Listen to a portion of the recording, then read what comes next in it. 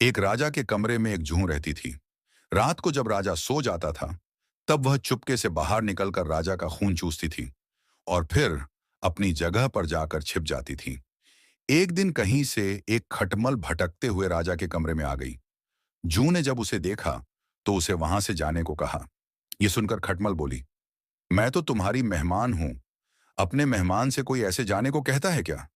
जूं भी खटमल की बातों में आ गई और बोली, ठीक है, तुम आज रात यहां रुक सकती हो, लेकिन तुम राजा का खून नहीं चूसोगी।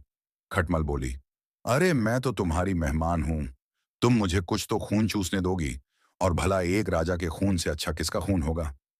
जूं विवश होकर बोली, ठीक है, लेकिन खून आराम से चूसना, राजा की नींद नहीं खुलनी चाहिए। ये सुनकर खटमल बोली, तुम जैसा कहोगी वैसा ही होगा।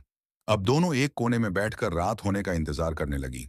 रात ढलने पर जब राजा बिस्तर पर सो गए, तब खटमल ने जूं की बातों की परवाह किए बिना राजा के पास गई और जोर से काट कर राजा का मीठा खून चूसने लगी। वह ऐसे खून चूस रही थी मानो उसने ऐसा मीठा और स्वादिष्ट खून पहली बार चखा हो। खटमल ने इतनी जोर से राजा को काटा कि राजा को खुजली होने लगी, जिससे राजा की नींद खुल गई। तभी राजा ने गुस्से में आकर अपने सेवकों को बुलाया और काटने वाले जीवों को खोजकर मारने को कहा।